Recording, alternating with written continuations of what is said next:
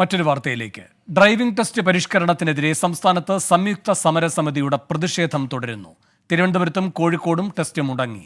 2 പേർ ടെസ്റ്റിനെത്തിയതോടെ തിരുവനന്തപുരം മുട്ടത്തറ ഗ്രൗണ്ടിൽ പ്രതിഷേധമുണ്ടായി. Date cancel ആയി പോയെന്ന് പറഞ്ഞു. അപ്ലൈ ചെയ്ത് 15-നാണ്. സുന്ദര വണ്ടിയില്ല. പിന്നെ ഇവിടെ വന്ന വണ്ടി കിട്ടുമെന്ന് പറഞ്ഞായിരുന്നു. അറിയില്ല ഇതിനെ കുറിച്ച്. ഇവിടെ ഇപ്പൊ ഇല്ലല്ലോ, വണ്ടി ഇല്ലെന്ന് പറഞ്ഞു. അവിടെ ഡേറ്റ് ക്യാൻസൽ ആയി പോയി, ഫോണിൽ മെസ്സേജ് വരുമെന്ന് പറഞ്ഞു. ഇല്ല, അദ്ദേഹത്തിന് ക്യാൻസൽ ആയി പോയെന്ന് പറഞ്ഞു. ഡേറ്റ് എന്റേത് ക്യാൻസൽ ആയി പോയി. തിരുവനന്തപുരത്ത് നിന്ന് അഖിൽ ഷായും കോഴിക്കോട് നിന്ന് രാഹുൽ സുരേഷും വിശദാംശങ്ങളുമായി ചേരുന്നു. ആദ്യം അഖിൽ ഷായിലേക്ക്. അഖിൽ ഷാ, അവിടെ ഇപ്പോഴും പ്രതിഷേധമാണോ? ടെസ്റ്റ് നടക്കുന്നില്ല എന്ന സ്ഥിതി തന്നെയാണോ?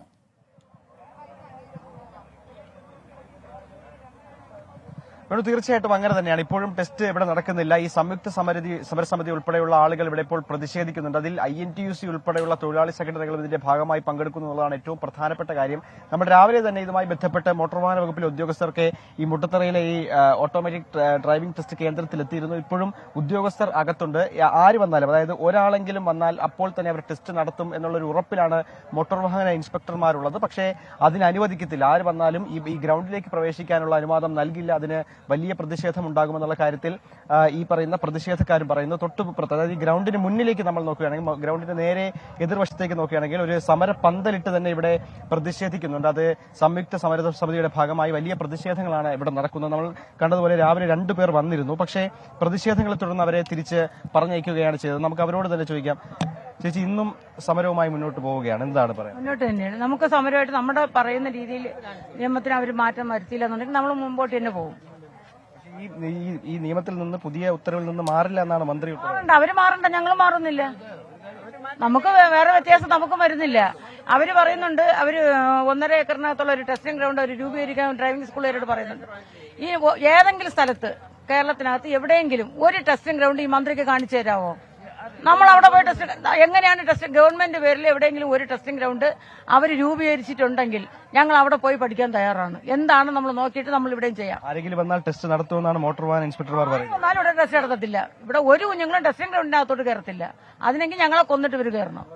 ഇത്തരത്തിലാണ് വേണം. അതായത് സമരം അത് അതിശക്തമായി തന്നെ തുടരുകയാണ്. ആര് വന്നാലും അകത്തേക്ക് പ്രവേശിപ്പിക്കുന്നില്ല. നമുക്കറിയുന്ന പോലെ ഈ വിഷയത്തിൽ മോട്ടോർ വാഹന വകുപ്പ് ഇൻസ്പെക്ടർമാരുടെ നിലപാടൊക്കെ ഈ പറയുന്ന പരിഷ്കരണത്തിന് അനുകൂലമായാണ്. അതായത് കഴിഞ്ഞ ദിവസം ഇറങ്ങിയ ഉത്തരവ് അതിൽ എല്ലാ തരത്തിലും നടപ്പാക്കണമെന്നുള്ള നിർദ്ദേശം ഗതാഗത കമ്മീഷണർ കഴിഞ്ഞ ദിവസം നൽകിയിരുന്നു. അതിന്റെ കൂടി അടിസ്ഥാനത്തിൽ ഈ ഉത്തരവിനെ അനുകൂലിക്കുന്ന തരത്തിലുള്ള ഒരു സമീപനമാണ് മോട്ടോർ വാഹന ഇൻസ്പെക്ടർമാരുടെ ഭാഗത്തുണ്ടാവുന്നത്. അതുകൊണ്ട് തന്നെ അത് ആരെങ്കിലും എത്തിയാൽ അവരെ ടെസ്റ്റ് നടത്തിക്കുമെന്നുള്ളതാണ് അവരുടെ അഭിപ്രായം. പക്ഷേ എതിർവശത്ത് സമരം ചെയ്യുന്ന ആളുകൾ പറയുന്നത് അതിനൊരിക്കലും അനുവദിക്കത്തില്ല. ഒരാളെ പോലും ഗ്രൗണ്ടിലേക്ക് കടത്തിവിടില്ല എന്നുള്ളതാണ് ഏറ്റവും പ്രധാനമായും പറയുന്നത്. വേണം. ശരി, രാഹുൽ സുരേഷും കോഴിക്കോട് നിന്ന് വിവരങ്ങളുമായി ചേരുന്നു. രാഹുൽ, എന്താണ് കോഴിക്കോട്ടെ സാഹചര്യം?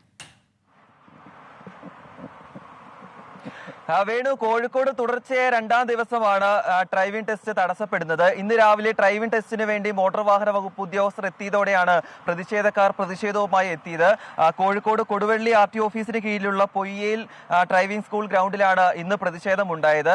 ഇന്ന് കണക്കുകൾ പ്രകാരം 35 പേരുടെ ടെസ്റ്റ് ആയിരുന്നു നടത്തേണ്ടത്. പക്ഷേ രാവിലെ തന്നെ പ്രതിഷേധവുമായി CIT ഒഴികെയുള്ള മുഴുവൻ സംഘടനകളും എത്തി.